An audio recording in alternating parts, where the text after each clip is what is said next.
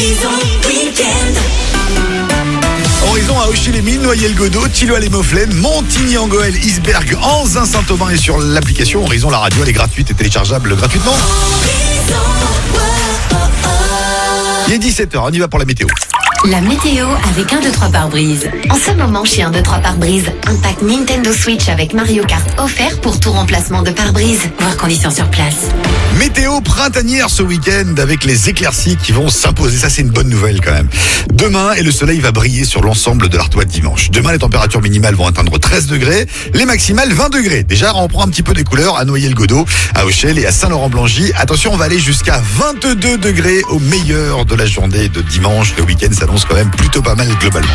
C'est plaisir quand même. 17h, voici l'essentiel de l'actualité sur Horizon. Bonsoir.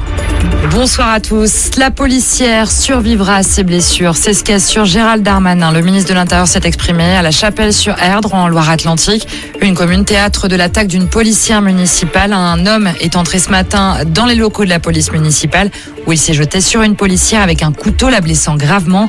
Après une traque de quelques heures, il a fini par être interpellé en début d'après-midi, non sans difficulté. Des tirs ont été échangés avec des gendarmes. 2 d'entre eux sont blessés.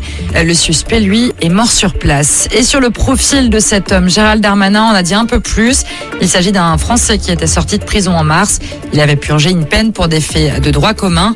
L'homme était inscrit au fichier des signalements pour la prévention de la radicalisation à caractère terroriste. Il présentait aussi de graves troubles psychiatriques. Il avait été diagnostiqué comme schizophrène sévère. Ce drame dans le Jura, une petite fille de 10 ans est morte ce matin après avoir été renversée par une voiture à un arrêt de bus scolaire. C'est sa mère qui conduisait le véhicule. Une enquête est ouverte par le parquet de Lons-le-Saunier. 28 millions de Français désormais éligibles à la vaccination. Tous les adultes peuvent depuis hier prendre rendez-vous pour recevoir leur première injection à partir de lundi. Une campagne qui pourrait bientôt s'ouvrir aux adolescents. L'Agence européenne du médicament doit rendre aujourd'hui un avis sur l'utilisation du vaccin Pfizer-BioNTech chez les 12-15 ans. L'avis du Conseil scientifique sur le variant indien en provenance du Royaume-Uni. Un avis rendu public aujourd'hui. 2 pistes sont proposées par l'instance. Soit soumettre les voyageurs en provenance de Grande-Bretagne à une quarantaine stricte, soit leur imposer plusieurs tests, un avant le départ et 2 autres quelques jours après leur arrivée. C'est cette deuxième piste qui a la préférence du Conseil scientifique.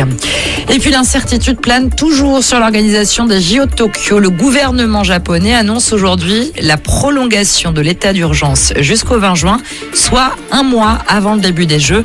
Des Jeux qui font polémique dans le pays en pleine crise sanitaire. Voilà pour l'actualité. Belle fin d'après-midi à tous. Merci beaucoup et puis rendez-vous un petit peu plus tard, tout à l'heure à 18h pour un nouveau point sur l'info. Les Black Eyed Peas avec I Got a Feeling arrivent dans un instant juste après Pink et Willow Sage Art. Maintenant c'est Cover Me in Sunshine sur Horizon. Horizon.